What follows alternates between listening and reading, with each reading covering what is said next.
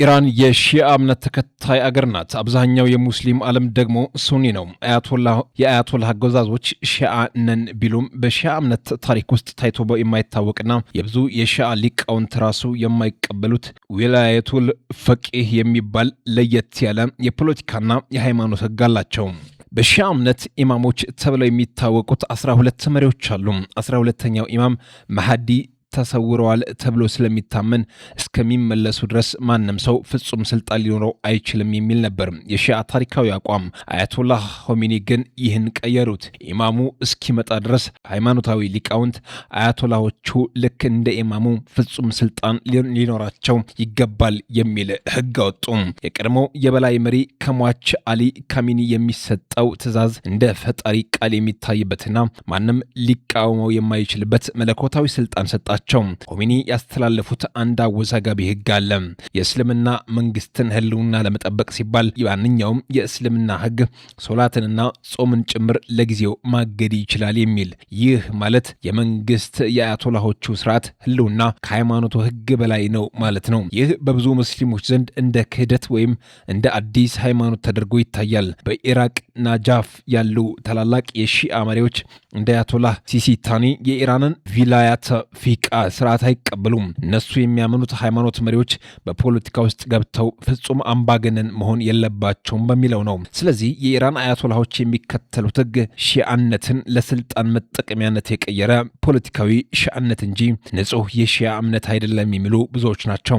የአያቶላሆች ህግ ከእስልምናም ሆነ ከሺአ እምነት ወጣ ያለና የስርዓቱን ህልውና ማዕከል ያደረገ ነው። ለዚህ ነው ለፍልስጤም እንቆረቆራለን እያሉ የሶሪያን ሙስሊሞች የሚያስጨፈጭፈውን አሳድን እየደገፉ ሃይማኖቱ ሽፋን እንጂ ዋናው ህግ የአያቶላዎቹ ስልጣን አይነካ የሚል ነው። በሶሪያ ውስጥ ኢራን የፈጸመችውን ግፍ እጅግ አሰቃቂ የሚባል ነው። የበሽር አልአሳድን መንግስት ሊወድቅ ሲቃረብ ኢራን በቢሊዮኖች የሚቆጠር ዶላሮችና በሺዎች የሚቆጠሩ ታጣቂዎችን አፈሰሰች። ኢራን በሶሪያ ውስጥ የሱኒ ማህበረሰብ የሚኖርባቸውን አካባቢዎች በማፈራረስ ቤተሰቦቻቸውን በማፈናቀልና በምትኩም የሺአ ደጋፊዎችን በማስፈር የሀገሪቱን ስብጥር ለመቀየር ሞከረች። ይህ የስነ ህዝብ ጽዳት ተብሎ ይገለጻል። የኢራን አብዮታዊ ዘበኛና ሂዝቦላህ በሶሪያ ከተሞች ለምሳሌ በአሌፓና በቁስየር የፈጸሙት ግፍ ታሪክ የማይረሳው ነው። ንጹሐን ዜጎችን መክበብ፣ ረሃብን እንደ ጦር መሳሪያ መጠቀምና ሰላማዊ ሰልፈኞችን መረሸን ዋና ተግባራቸው ነው። በሽር አልአሳድ በገዛ ህዝቡ ላይ ሳሪን እና ክሎሪን የተባሉ መርዛማ ጋዞችን ሲጠቀም ለምሳሌ በ2013 በጉታና በ2017 በካን ኬሹን ዓለም አቀፉ ማህበረሰብ እርምጃ ሊወስድ ሲቃረብ ኢራን እንደ ጋሻ ሆና ቆማለች። ኢራን በተባበሩት መንግስታት ድርጅት ውስጥ ጥቃቱን የፈጸሙት አማጽያን ናቸው የሚሉ የሐሰተኛ ትርክት በማሰራጨት አሳድን ከተጠያቂነት ስትከልላቸው ቆይታለች። በሶሪያ የሚገኘው SSRC ሳይንቲፊክ ስታዲስ ኤንድ ሪሰርች ሴንተር የተባለው ተቋም የኬሚካል መሳሪያዎችን በማምረት ይታወቃል። ይህ ተቋም በኢራን መከላከያ ሚኒስቴር ጋር የጠበቀ ግንኙነት ያለው ሲሆን የኢራን ሳይንቲስቶች የቴክኖሎጂ ሽግግር ሲያደርጉ እንደነበር ይነገራል። ኢራን ማዕቀቦችን በመጣስ ለኬሚካል መሳሪያ ማምረቻ የሚያገለግሉ ግብዓቶችን ለሶሪያ በማቅረብ ትከሳለች። የሚገርመው ነጥብ ኢራን ራሷም በ1980ዎቹ ከኢራቅ ጋር ባደረገችው ጦርነት በሳዳም ሁሴን የኬሚካል ጥቃት ደርሶባት በመቶ ሺዎች የሚቆጠሩ ዜጎቿ ተጎድተውባታል። ሶሪያ ከወደቀች ሂዝቦላህ ይዳከማል፣ የኢራን ተጽዕኖም ይከስማል። ስለዚህ ይህን ለማስቀረት ማንኛውንም አይነት መሳሪያ መጠቀምን እንደ አማራጭ ወስደውታል። ለአያቶላዎቹም የአሳድ ስልጣን ላይ መቆየት ለማንኛውም የሰው ልጅ ህልውና የሞራል ህግ በላይ አስፈላጊ ነው። በኢራቅ ውስጥ ኢራን የገነባቸው ኃይል ሐሽድ አልሻቢ ፖፑላር ሞቢላይዜሽን ፎርስ PMF ይባላል። እነዚህ ታጣቂዎች ከኢራቅ መደበኛ ጦር በበለጠም ዘመናዊ መሳሪያዎችንና ስልጠና አላቸው። የመንግስትን ትእዛዝ አይቀበሉም። ይልቁንም ትእዛዝ የሚቀበሉት ከቴህራን ነው።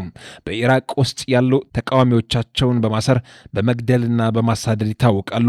ፈታህ አሊያንስ በሚባለው የፖለቲካ ክንፋቸው አማካኝነት ፓርላማውን ተቆጣጥረዋል። ይህም ማንኛውንም የመንግስት ውሳኔ ለምሳሌ የአሜሪካ ጦር ከሀገር እንዲወጣ የሚጠይቁ ህጎችን የኢራንን ፍላጎት እንዲያሟላ ያደርጋሉ። የኢራቅን የነዳጅ ሽያጭና የድንበር ንግድ በመቆጣጠር በቢሊዮን የሚቆጠር ዶላር ወደ ኢራን እንዲፈስ ያደርጋሉ።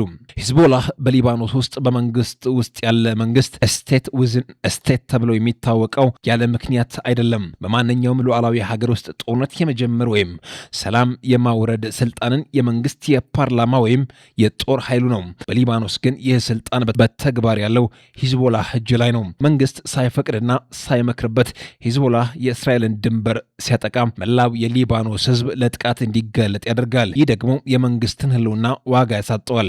ሂዝቦላህ በፓርላማ ውስጥ ወንበር አለው። በሊባኖስ ህዝብ ውስጥ ደጋፊዎች አሉት። የገንዘብ ምንጩም የጦር መሳሪያውና ትልቅ ወታደራዊ ስትራቴጂው የሚመጣው ከኢራን ነው። ሂዝቦላህ የሊባኖስን ብሔራዊ ጥቅም ከማስጠበቅ ይልቅ የኢራንን ቀጠናዊ አጀንዳ በተለይም እስራኤልን የመጫን ስትራቴጂ ሲያስፈጽም ይታያል። ኢራን ከእስራኤል ጋር በቀጥታ ከመጋፈጥ ይልቅ ሂዝቦላህን እንደ መከላከያ ጋሻ ወይም ማጥቂያ ጦር ትጠቀምበታለች። የሊባኖስ ብሔራዊ ጦር ከሂዝቦላህ የታጣቂ ኃይሎች ጋር ሲነጻጸር ደካማ ነው።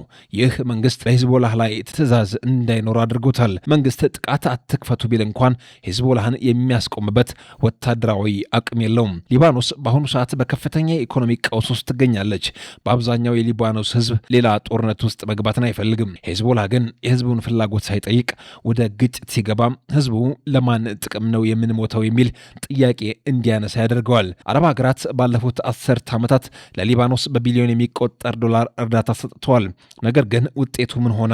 ሂዝቦላህ ያንን የኢኮኖሚ መረጋጋት ተጠቅሞ ወታደራዊ አቅሙን አጠናከረ። በመጨረሻም ያንኑ መሳሪያ ተጠቅሞ በሶሪያ ውስጥ የአረብ ሀገራትን ጥቅም የሚጎዳ ጦርነት ውስጥ ገባ። በ1989 ሊባኖስ ከእርስ በርስ ጦርነት ያወጣ የታኢፍ ስምምነት በሳውዲ አረቢያ የተመቻቸ ማንኛውም የታጣቂ ቡድኑን ትጥቁን ፈቶ ለሀገሪቱ መደበኛ ጦር ማስረከብ እንዳለበት ይደነግጋል። ሂዝቦላህ ግን ይህንን ውል በመበጠስ እስራኤልን እቃወማለሁ በሚል ሽፋን ብቻ የታጠቀ ኃይል ሆኖ ቀጥሏል። አረብ ሀገራት ሊባኖስ መደበኛ ሀገር መሆን የምትችለው አንድ ጦርና አንድ መንግስት ሲኖራት ብቻ ነው ይላሉ። የአረብ ሀገራት ሳውዲ አረቢያ፣ የተባበሩት አረብ ኤሚሬቶች፣ ኳታርና ኩዌት አቋም በጣም ግልጽ ነው። የሊባኖስን መንግስት እንረዳለን፣ የኢራን ወታደራዊ ሰፈሮችን ግን አንገነባም የሚል ነው። ሂዝቦላህ በየመን ያሉትን የሁቲ አማጽያንን በማሰልጠንና በማስታጠቅ ሳውዲ አረቢያን፣ ኤሚሬትስን ሲያስወጋ ቆይቷል። አረብ ሀገራት ለሊባኖስ እርዳታ ለመስጠት ኢራንን እጅ ሂዝቦላህን መቁረጥ ቅድመ ሁኔታ ማድረጋቸው የምክንያታዊነት ጉዳይ ነው። ምንም እንኳን የሁቲዎች የየመን ውስጥ ሐማስ ደግሞ ፍልስጤም ጋዛ ውስጥ ቢንቀሳቀሱም ሁለቱም የኢራን ተኪ ኃይሎች የመሆናቸው እውነታ ግን ተመሳሳይ ነው። ኢራን እነዚህን ቡድኖች የምትጠቀመው እስራኤልን ለመውጋት ብቻ ሳይሆን በአካባቢው ያለው አረብ ሀገራት እንዲዳከሙ ነው። ሁለቱም ቡድኖች የሃይማኖት ካባ ይላበሳሉ። ሁቲዎች ለእስልምና ለየመን እንደሚዋጉ ቢናገሩም ተግባራቸው ግን የኢራንን የቀጠናውን የበላይነት ሄጂሞኒ ማስጠበቅ ነው። ሐማስም እንዲሁ ፍልስጤምን ነጻ እናወጣለን ይላል። ነገር ግን በውሳኔዎቹ ላይ የኢራን ፍላጎት የበላይ ነው። ኢራን እነዚህን ቡድኖች ስታስታጥቃቸው የምታገኛቸው ትልልቅ ጥቅሞች ጦርነቱን ከራሷ መሬት ማራቋ ነው። እስራኤል ሐማስን ስትመታ የሚሞተው ፍልስጤማዊ ነው። አሜሪካ ሁቲዎችን ስትመታ የሚሞተው የመናዊ ነው። ኢራን ግን አንድም ዜጋዋ ሳይሞትና መሰረተ ልማቷ ሳይነካ ተጽዕኖዋን ታሰፋለች። የሂዝቦላህ ሁቲና ሐማስ የአንድ ሳንቲም የተለያዩ ገጽታዎች ናቸው። ኢራን እነዚህን ቡድኖች የምትጠቀመው የሀገራቱን ህዝብ ነጻ ለማውጣት ሳይሆን የአረብ ሀገራትን ሰላም ለማናጋት የራሷን የፖለቲካና የርዕዮተ ዓለም ግዛት ለማስፋት ነው። የኢራን የፍልስጤም ካርድ አጠቃቀም በፖለቲካው ዓለም አቀፍ እጅግ ስልታዊና ረቂቅ የሚባል ነው። ኢራን የሺአ እምነት ተከታይ ሀገር ናት። አብዛኛው የሙስሊም ዓለም ደግሞ ሱኒ ነው። ኢራን በሺአና በሱኒ መካከል ያለው ልዩነት ለማጥፋትና የሁለቱንም ሙስሊም ልብ ለመማረክ የምትጠቀምበት ትልቁ ድልድይ የፍልስጤም ጉዳይ ነው። አረብ ሀገራት ፍልስጤምን ሲረሱ እኔ ግን እየተዋጋሁላቸው ነው የሚል ትርክት በመገንባት በአረብ ህዝቦች ዘንድ ተቀባይነትን ለማግኘት ትሞክራለች። ኢራን እስራኤልን እንደ ዋና ጥላት አድርጋ ስታቀርብ ራሷን ደግሞ የጭቁኖች ተከላካይ አድርጋ ትስላለች። ይህንን የምታደርገው ለፍልስጤም ህዝብ ነጻነት ከመቆርቆር ይልቅ በአካባቢው ላይ ያላትን ወታደራዊ ጣልቃ ገብነት ቅዱስ ለማስመሰል ነው። እየታገልኩት ያለሁት ለእስልምና ነው ስትል በሶሪያና በየመን ያደረሰቻቸውን ጥፋቶች በብዙዎች ዘንድ እንዳይተች ታደርጋለች። ብሬኖች የተደረገው ደጋፊዎቹም ለእነሱም እስራኤልና አሜሪካን መርገም እንደ ሃይማኖታዊ ግዴታ ይቆጥራል። በመሆኑም በ15 ቀን 30,000 ዜጋ ቢገደልም አብዮቱም ዘ ሪቮሉሽን እስካለን እስራኤልን የሚሰድብ ድምፅ እስከተሰማ ድረስ ለህዝብ ስቃይ ደንታ የላቸውም። ኢራን ከአሜሪካ ጋር ከምዕራባውያን ጋር በኒውክለር ጉዳይም ሆነ በሌሎች ማዕቀቦች ስትደራደር በሐማስና በሂዝቦላህ በኩል የምታነሳው ግጭት ትልቅ አቅም ይሆንላታል። ከኔ ጋር ካልተስማማችሁ ቀጠናው በእነዚህ ግጭቶች አውቀዋለሁ የሚል ያልተጻፈ መልእክት ታስተላልፋለች። ፍልስጤም እዚህ ጋር ለኢራን የፖለቲካ ንግድ መንደርደሪያ መሳሪያ ናት። ኢራን የፍልስጤም ብቸኛ ተሟጋች ሆና ስትቀርብ ከእስራኤል ጋር ሰላም የፈጠሩትን ወይም ለመፍጠር የሚደራደሩትን አረብ ሀገራት እንደ ሳውዲና ኤሜሬትስ በህዝቦቻቸው ፊት ከሃዲ እንዲመስሉ ታደርጋለች። ይህም የአረብ መንግስታት በህዝቦቻቸው ዘንድ ያላቸው ተሰሚነት እንዲቀንስና የውስጥ አለመረጋጋት እንዲፈጠር ይረዳታል። ኢራን በዓለም ላይ ካሉ ሀገራት በነዳጅ ክምችት ሶስተኛ፣ በተፈጥሮ ጋዝ ክምችት ደግሞ ሁለተኛ ደረጃ ላይ የምትገኝ እጅግ ባለጸጋ ሀገር ናት። ነገር ግን የዚህ ሁሉ ሀብት ባለቤት የሆነው የኢራን ህዝብ ኑሮው ከድህነት ወለል በታች መውረዱ የስርዓቱ የተሳሳተ ቅድሚያ አሰጣጥ ውጤት ነው። የአያቶላዎቹ ስርዓት ከነዳጅ ሽያጭ የሚያገኘውን በቢሊዮኖች ዶላር ለኢራን ህዝብ ትምህርት ቤት፣ ሆስፒታል ወይም ፋብሪካ መገንቢያ አያደርገውም። ይልቁንም በሊባኖስ ለሚገኘው ሄዝቦላህ፣ በየመን ለሚገኘው ሁቲዎችና በጋዛ ለሚገኘው ሐማስ በየዓመቱ በቢሊዮኖች የሚቆጠር ዶላር ይረጫል። የኢራን ህዝብ የኑሮ ውድነትን እያቃጠለው፣ መንግስቱ ግን የሌላ ሀገር ታጣቂዎችን ማስታጠቁን እንደ ቅድሚያ ተግባር ይወስዷል። አያቶላሆቹ ለኒኩለር ፕሮግራማቸው ያላቸውን አባዜ ሀገሪቱን ከዓለም አቀፍ የንግድ መስመር እንድትገለል አድርጓታል። ማዕቀቡ የኢራን ገንዘብ ሪያል ዋጋ የሌለው ወረቀት አድርጎታል። ህዝቡ መሰረታዊ ምግቡንና መድኃኒቱን መግዛት አቅቶት ሲሰቃይ፣ አያቶላዎቹ ግን ይህ የአሜሪካ ሴራ ነው በማለት ራሳቸውን ከኃላፊነት ነጻ ያደርጋሉ። ከልጅ የአረብ ሀገራት እንደ ሳውዲ፣ ኤሜሬትስ፣ ኳታር ብዙ ጊዜ በስሜት የሚነዱ ወገኖች እነዚህን ሀገራት ፈሪ ወይም ከዳተኛ ቢሏቸውም የውጤቱ ፖለቲካዊ ግን ሌላ ታሪክ ነው የሚነግረን። ኢራን ሀብቷን ለጦርነትና ለታጣቂዎች ስትረጭ፣ እነዚህን የአረብ ሀገራት ግን ነዳጃቸውን ወደሚከተሉት ነገሮች ቀይረውታል። እንደ ዱባይ፣ ዶሃና ሪያድ ያሉ ዓለም አቀፍ የንግድ የቱሪዝም ማዕከላት መገንባት፣ ልጆቻቸውን በዓለም ምርጥ ዩኒቨርሲቲዎች ማስተማር፣ የነገውን ዓለም በቴክኖሎጂ ለመምራት መዘጋጀት፣ ህዝቦቻቸው በሰላም የሚኖሩበት ስራ የሚያገኙበትና የወደፊት ተስፋ ያለው ሀገር መፍጠር። ከሀያላን ሀገራት ተስማምቶ መኖር ተላላኪነት ሳይሆን ዲፕሎማሲያዊ ስትራቴጂያዊ ብልሃት ነው። አሜሪካና ምዕራባውያን ጋር ያለውን ወዳጅነት፣ የቴክኖሎጂ ሽግግር፣ ወታደራዊ ጥበቃና የንግድ ገበያ አስገኝቶላቸዋል።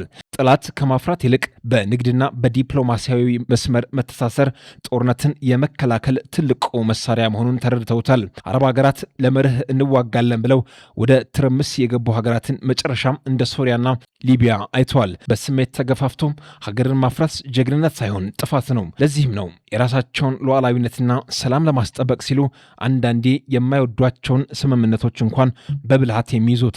ሀገር መገንባት የሚቻለው ሰላም ሲኖር ብቻ መሆኑን አውቀዋል። እውነተኛ ጀግንነት ህዝብን በድህነት በጦርነት ማማቀቅ ሳይሆን ህዝብን በሰላምና በብልጽግና ማኖር ነው። ታሪክ በመጨረሻ የሚፈርደው በንግግር ብዛት ሳይሆን ህዝቡ ባለበት የኑሮ ደረጃ ነው። የአረብ ሀገራት መሪዎች የገዛ ህዝቦቻቸውን እንዳይሞቱና እንዳይራብ አድርገው መጠበቃቸው ትልቁ የፖለቲካ ድል ነው። የኢራን እጅ እስካልተቆረጠ ድረስ በቀጠናው ሰላም አይመጣም የሚለው የአረብ ሀገራት ስጋት መነሻው ይሄ ነው።